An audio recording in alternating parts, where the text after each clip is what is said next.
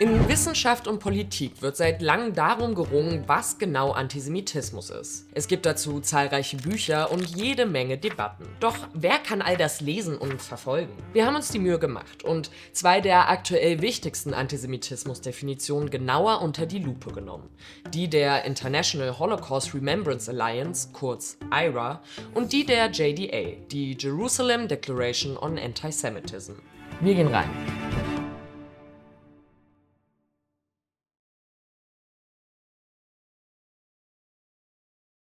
Also, wir fangen mal mit der IRA-Definition an.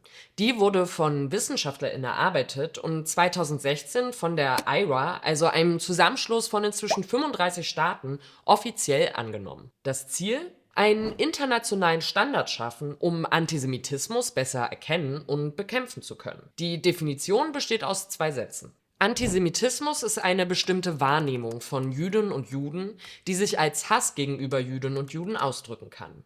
Der Antisemitismus richtet sich in Wort oder Tat gegen jüdische oder nichtjüdische Einzelpersonen und/oder deren Eigentum sowie gegen jüdische Gemeindeinstitutionen oder religiöse Einrichtungen. Wichtig ist hier das Wort Wahrnehmung. Das unterstreicht, dass Antisemitismus vor allem auf Vorstellungen und Bildern von den Juden beruht. Bilder, die mit der Realität nichts zu tun haben. Der Antisemitismusforscher Theodor W. Adorno nannte Antisemitismus einmal das Gerücht über die Juden, um klarzumachen, dass es um Fantasien geht, nicht um reale Jüdinnen und Juden. Antisemitismus ist also nicht nur eine Haltung gegenüber Jüdinnen und Juden. Er beginnt schon früher, nämlich dort, wo etwas mit abwertender oder ausgrenzender Absicht als jüdisch identifiziert wird. Die IRA-Definition betont folgerichtig, dass antisemitische Äußerungen und Übergriffe sich auch gegen nichtjüdische Personen richten können, wenn sie als jüdisch wahrgenommen werden. Zudem kann Antisemitismus sogar als Welterklärungsmodell dienen, zum Beispiel in der Wahnvorstellung einer geheimen jüdischen Weltkontrolle. Auf die Definition folgen Beispiele.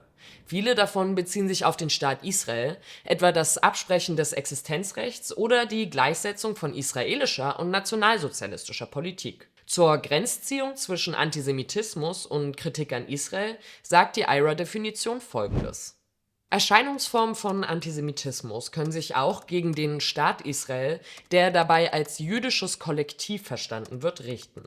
Allerdings kann Kritik an Israel, die mit der an anderen Ländern vergleichbar ist, nicht als antisemitisch betrachtet werden. Laut IRA-Definition gibt es also legitime Kritik an Israel, solange mit dem gleichen Maßstab gemessen wird. 2017 hat die deutsche Bundesregierung beschlossen, die Definition als Orientierung für Bildung, Justiz und Polizei zu empfehlen. Rechtlich bindend ist sie dadurch aber nicht. Außerdem fügte die Bundesregierung der Definition noch eine kleine Änderung hinzu.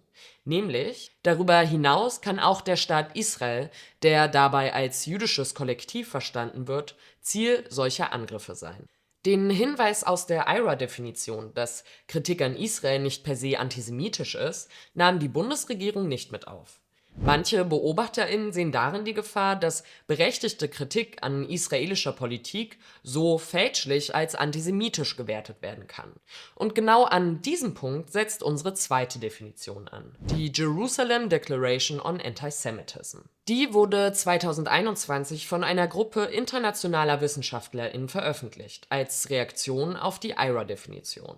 Die, so die Autorin der JDA, sei in wichtigen Punkten unklar und verwische den Unterschied zwischen antisemitischer Rede und legitimer Kritik am Staat Israel. Deshalb müsse eine präzisere Definition her. Kern der JDA ist folgender Satz: Antisemitismus ist Diskriminierung, Vorurteil, Feindseligkeit oder Gewalt gegen Jüdinnen und Juden als Jüdinnen und Juden oder jüdische Einrichtungen als jüdische.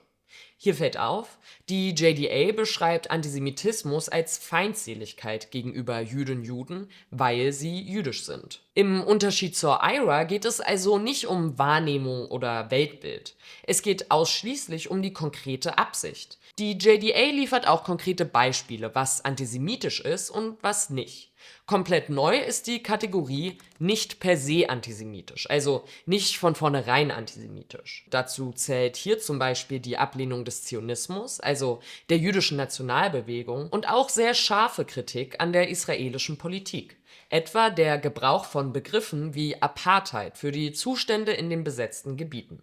Die JDA-AutorInnen selber sagen, sie wollen damit Raum für legitime politische Debatten schützen. Gleichzeitig stellen sie klar, dass auch Feindschaft gegen Israel antisemitisch sein kann, wenn dahinter Judenhass steckt. Es komme aber eben immer auf den Kontext an. Beide Definitionen bleiben nicht ohne Widerspruch. Der IHRA-Definition wird häufig vorgeworfen, sie sei zu vage und offen für Interpretation. Die vielen Beispiele würden uneinheitlich ausgelegt. Und sie könne insgesamt dafür instrumentalisiert werden, überharte Maßnahmen gegen Israel-KritikerInnen zu rechtfertigen. BefürworterInnen dagegen sagen, dass ihr Wert gerade in der Offenheit liege. Als internationaler Orientierungsrahmen müsse die Definition allgemein formuliert sein, um in verschiedenen Ländern und Kontexten anwendbar zu sein. Und tatsächlich wurde die IHRA-Definition inzwischen weltweit von vielen Regierungen, Institutionen und Organisationen als Richtschnur übernommen. Das sehen viele als Beweis ihrer Tauglichkeit. Und die JDA? Deren AutorInnen wollen ja explizit Verbesserungen schaffen. Doch KritikerInnen bemängeln, dass die JDA vor allem betont, was nicht antisemitisch sei. Damit würden gezielt Grauzonen geschaffen und reale Diskriminierung nicht ernst genug genommen. Denn Definitionen sollen ja eigentlich diskriminierendes Verhalten beschreiben und nicht aufzählen, was nicht dazu gehört. BefürworterInnen der JDA wiederum erklären, ohne solche Klarstellung würde Antisemitismus verwässert und für politische Agenten missbraucht. Das größte Problem sehen KritikerInnen jedoch darin, dass die JDA zu viele Dimensionen von Antisemitismus unerwähnt lässt und sich zu sehr auf die Absicht hinter der Feindseligkeit konzentriert. Denn wie kann eine Absicht verlässlich festgestellt werden? Wie oft wird darüber gestritten, ob es jemand so gemeint hat oder nicht? Betroffene von Antisemitismus betonen die Wirkung, unabhängig von der Absicht. Eine antisemitische Aussage verletzt und bedroht, selbst wenn es nicht so gemeint war. Man kann antisemitisch sprechen oder handeln, ohne es zu wollen. Wenn man also die Deutungshoheit allein der absendenden Person überlässt, besteht die Gefahr, dass die Perspektive der Betroffenen verloren geht und judenfeindliche Ausfälle somit banalisiert werden. Zusammenfassend können wir festhalten: Definitionen sind wichtig, aber Antisemitismus ist ein dynamisches Phänomen. Seine Erscheinungsformen haben sich in den letzten Jahrhunderten gewandelt und werden sich weiter wandeln. Daher kann es niemals die endgültige, perfekte Definition geben. Anpassungen werden immer wieder nötig sein. Wichtig ist, dass praktische Erfahrungen und die Perspektiven der Betroffenen einfließen. Denn ob eine Definition im Alltag taugt, zeigt sich darin, dass sie hilft, Diskriminierung zu erkennen und Betroffene zu schützen. Genau das sollte das Ziel jeder Antisemitismus-Definition sein. Ein Werkzeug, um ein uraltes, aber wandelbares Vorurteil in all seinen Facetten zu begreifen und ihm wirksam entgegenzutreten. Also, wenn du noch tiefer ins Thema einsteigen willst, dann check mal unsere Infobox, da haben wir nämlich ein paar Links und Literaturtipps genau zu diesem Thema zusammengestellt.